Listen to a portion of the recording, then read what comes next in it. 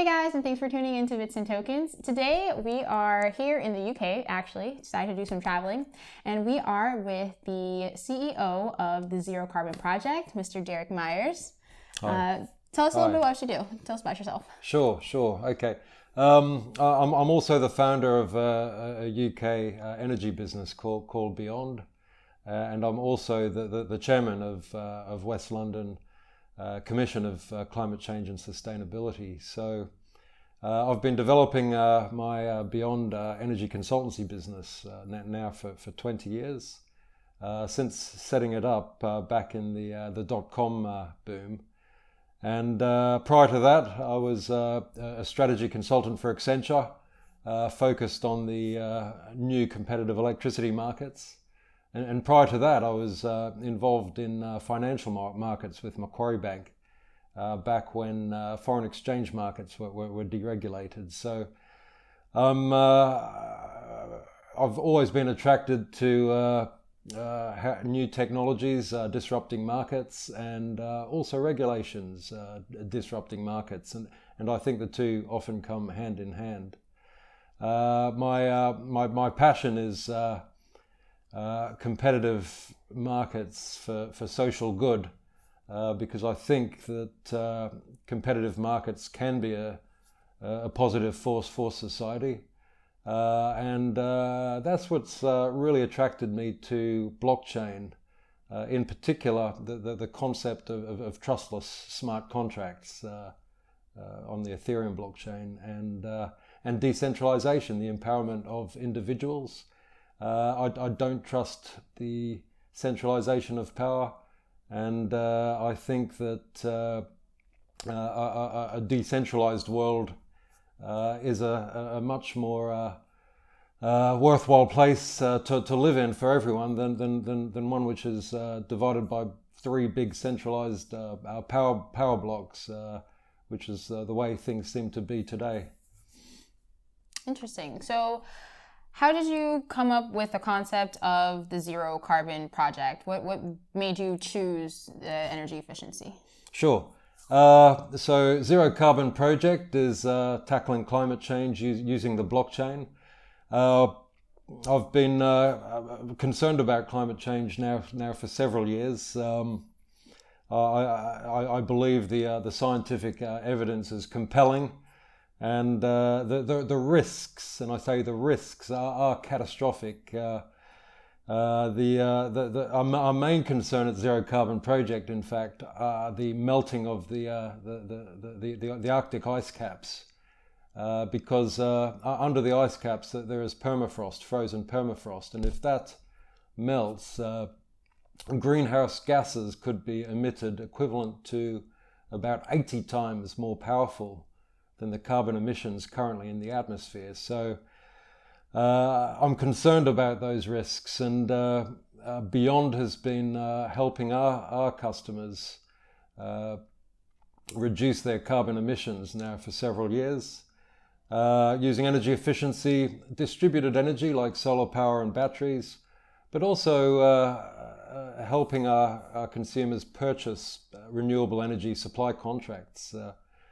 So the specific problem of climate change that the Zero Carbon Project is tackling is renewable energy has been responding very well to the challenge of climate change, but there's a perception that it's still too expensive compared to fossil fuels, and there are many people out there who are concerned about climate change, but they're unable to afford to pay a premium for renewable energy, and they're also concerned that their individual impact isn't going to make much of a difference.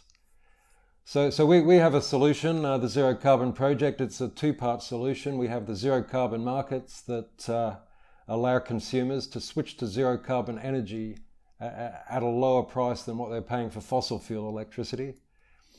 And at the same time, we have a utility token economy, blockchain-based part of the solution, where we reward these energy consumers for switching to zero carbon energy away from fossil fuels, and we reward them generously, especially the early adopters. And early adopters who refer other early adopters is a very generous token reward program available to help us build that initial customer base. And the reason why the zero carbon tokens are valuable is because we capture the utility of our service provided to consumers today and in the future by tokenizing them within our zero carbon token. And the way we do that is when an energy supplier wins a consumer's business across our market, they pay a transaction fee, and they have to purchase Energous tokens, the zero carbon tokens, to pay that transaction fee. So as we increase our consumer base, the transaction fees increase, and the demand for the tokens increases. So that's the zero carbon project, and that's our zero carbon token economy. Interesting. So you had mentioned that you started doing this years ago, and you started with Beyond, and then branched off into the zero carbon project. What made you choose necessarily reducing carbon emission as a career path? What inspired you to do this? Sure. Okay. I will declare I'm not an environmentalist or a conservationist. I do respect their ideology, but I come from a different angle, which is how competitive markets can be used for social good. Now, we believe that climate change is real. The scientific evidence is overwhelming, and I also believe that mankind, with their ingenuity, will be able to respond quickly and solve the problem. Now, I've been involved in energy markets for 25 years now, and over the last several years, as I've said, I've become to realize that climate change is a problem, and we've been watching the way that renewable energy technologies have been falling in cost. Solar has fallen 90%, wind farm costs have fallen 90%, and battery technology costs are following in the same trend. Electric vehicles are going to be a huge inflection point, because they have batteries that can also be used by households to reduce the intermittency associated with solar and wind. But also solar's produced during the day, and with batteries it can be shifted towards the more valuable evening peak demand. So we've been involved in all of these technologies, and then 18 months ago we realized that smart contracts could be used to build utility tokens, which could be used as a valuable reward, to be a catalyst for change, to convince consumers to switch from fossil fuel electricity to zero carbon energy. So Beyond is a business which loves innovation and loves technology, particularly software technology and energy technology. And we've seen the blockchain as the latest technology that can allow all of these fantastic renewable energy technologies, these international carbon credits, and bring it all together into one marketplace, and for the tokens to be the catalyst for change, for consumers to be rewarded for their contribution towards tackling climate change. Interesting. So you mentioned that the utility tokens. So what is it that makes your tokens, competitive and drives the demand for them? Sure. Because there's a bunch of companies out there, but what is it about this token? Sure. Utility token and their economics are currently under the microscope. Now, a question that we're often asked is, why don't you just use a loyalty scheme? to do what we're trying to do with utility tokens. Now, the answer to that is that the Ethereum blockchain and the ERC20 standards provides a marketplace for easily global tradability of these tokens. If we were issuing loyalty points, a consumer in London wouldn't be able to trade their point with a consumer in Timbuktu. With tokens, that's possible. So the easily global tradability of the tokens is a big innovation that underpins and unleashes the potential value held within these tokens. Now, I'm tracking 30 energy blockchain projects, and they also have their own tokens and their own token economics. But they're providing different services to us. Some of them are supporting peer-to-peer electricity trading, but it'll take the regulators several years to allow the benefits of that for consumers. There are some energy blockchain companies who are tokenizing the future output of renewable farms, which I think is a terrific idea, but it's different to what we're trying to do. WePower in particular, they could sell their output, their tokenized output, across our zero carbon market, for instance. So there are also energy blockchain projects that are tokenizing international carbon credits, and again, we're talking to them because energy suppliers that want to offer carbon neutral across our market will have to purchase these carbon credits. So there are a lot of energy blockchain projects. They have different utility tokens, different token economics, but we're all doing different things and we're all contributing towards tackling climate change. Okay, so I like what you're doing, and I just like what these companies also have to offer. So carbon emission credits. How is it that you guys are tackling that issue? Because currently I know there's a huge issue where companies, there's not really, something stable there, where companies want to emit carbon from the air and want to, go greener and use more renewable energy sources. What is it that makes the Zero Carbon Project stand out when, issuing these tokens for these credits? Sure. Yes. Yeah. The international carbon credits, they're part of the Kyoto Protocol framework, and the United Nations runs the processes to register those and also to surrender them and to issue them. But the Western media have noticed that they're complicated, and there are some complicated issues associated with them, and they've tarnished them by a phrase called greenwashing. Now,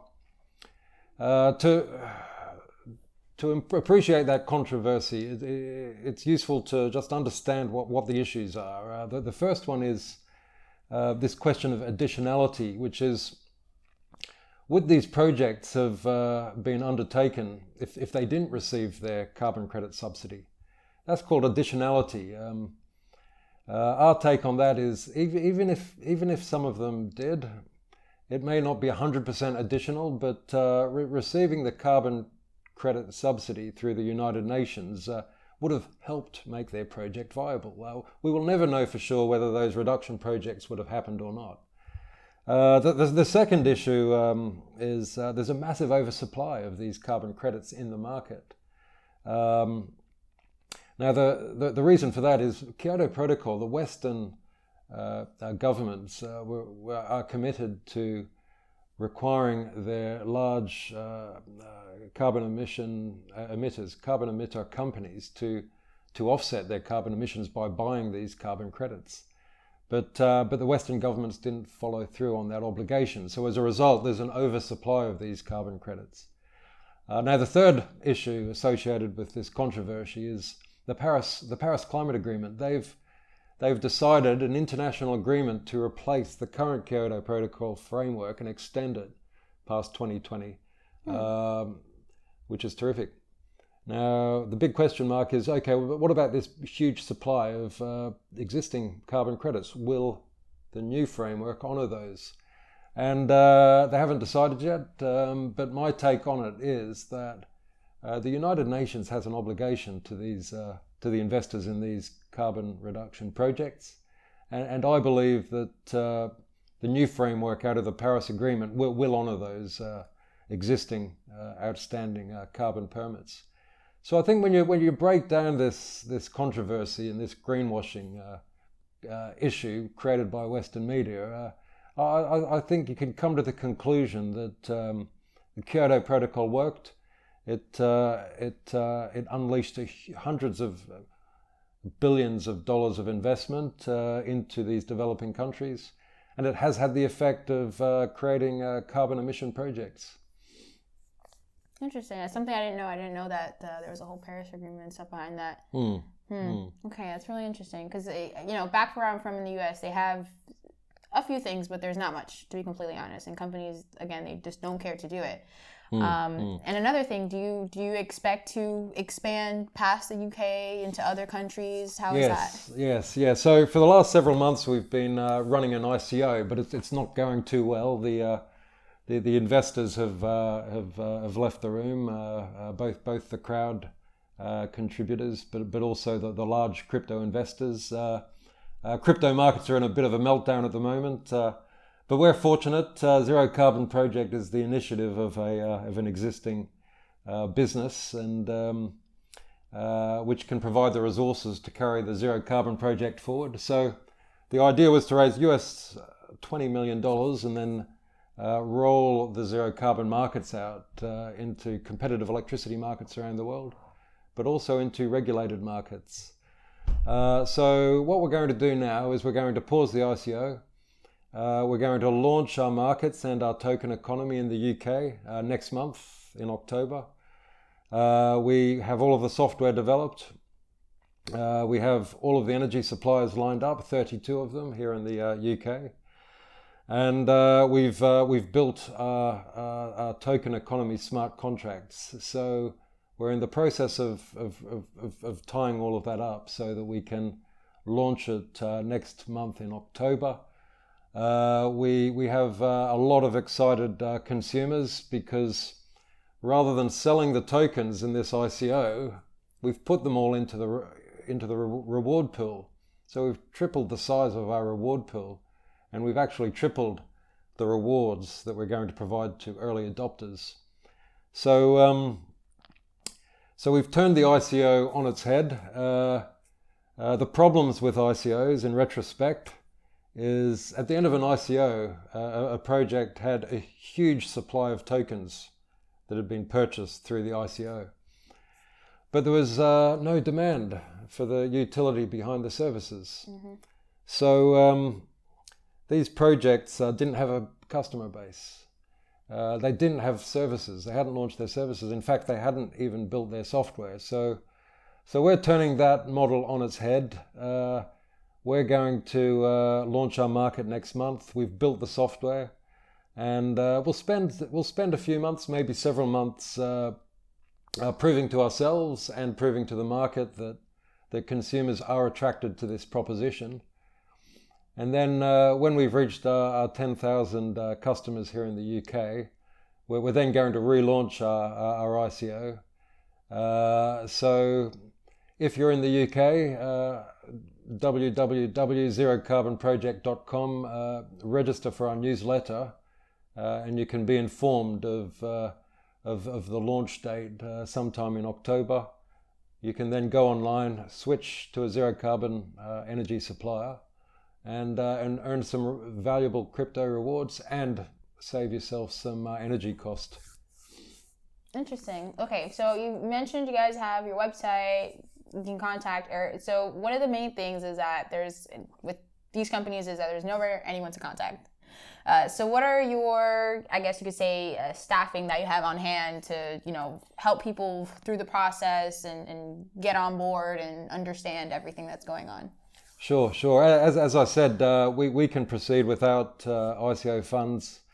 We're part of an existing energy and carbon consultancy called Beyond, which is my business here in the UK. We have enough staff to be able to provide that customer service. we have 30 energy consultants, which will be sufficient for us to be able to prove the business model. Beyond is an interesting business. We're a values-driven business, which comes before profit. In fact, we reinvest all of our profit in growth. But the values that we take very seriously are our integrity. Trust is paramount. If we want to do our second value, which is innovation, because innovation is messy and complicated, so you need to have the trust of your customers and stakeholders to be able to get involved in innovation. And then thirdly, after innovation comes quality. We're very focused on providing a high quality of service. In fact, if anything, we probably gold plate our services. And the reason why we have quality after innovation is because, as I said, innovation can be messy. You require the trust of your customers because quality levels could drop off because of the experimentation which is involved. But then once you've worked out what this new innovative service looks like and you've solved new problems for your customer, you can then focus on improving the quality again. So innovation, so integrity, innovation, and quality.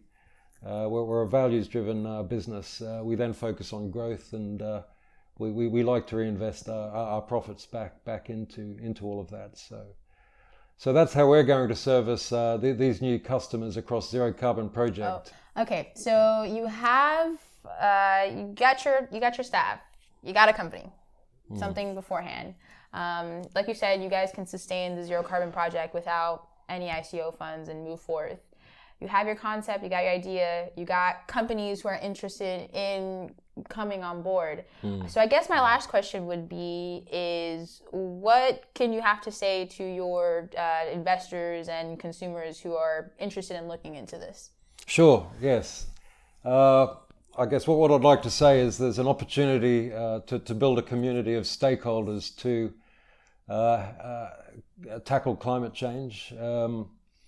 We've provided the software and the energy suppliers and the mechanisms. We're looking for contributors when we do our next ICO next year, and most importantly, we're looking for customers. We're looking for early adopters, and we want to reward them for contributing to tackling climate change, but also for being early adopters. Because if you have a look at new technology businesses like Uber, like Facebook, there are other similar businesses around at the time, but it was the early adopters got behind the Ubers and the Facebooks that then went on and become successful multinational businesses. So we want to reward our early adopters and we want to reward them for spreading the word to other early adopters. You can help us tackle climate change, but you can also reduce your energy costs at the same time, and you can be rewarded for your contribution, which is the way the competitive markets should work, rather than having these solutions imposed upon us by regulators. Beautiful. So I guess I don't know. I don't have any more questions for you. One, yeah, I guess you got like everything. You summed it up. The Zero Carbon Project, I find it very interesting because like I said, with the Bits and Tokens channel, I also do things where I teach people about blockchain and the fundamentals of blockchain and the emission and carbon. That was one of the things that I just so happened to teach. Okay. So I got really excited when I saw you guys, and I kind of came along and messaged the community manager, and I got really excited about that. But if you guys, of course, are interested in the Zero Carbon Project, I'll have the link down below so you guys can go directly to their webpage. And like they said, they have staff all the time. So they have their 30, right? Yes. 30 analysis. Yes. So they're here for you guys. And if you're interested about climate change, of course, it's science, guys. Come on, we're not going to fight it. It's inevitable at this point. You got your conspiracy theories, but it's around us. So it is a very important topic, and it is something that can be, changing to the world. And it's something that we can stop right now, something we can look into right now. So again, comments down below. If you guys have any questions, feel free to reach out to them. Or if you have any questions regarding the video or something in particular, make sure to comment down below. And I'll see you guys next time on Bits and Tokens. Thank you, Mr. Myers, for being with us. Thank you. Thank you. And thank you, viewers. See you guys.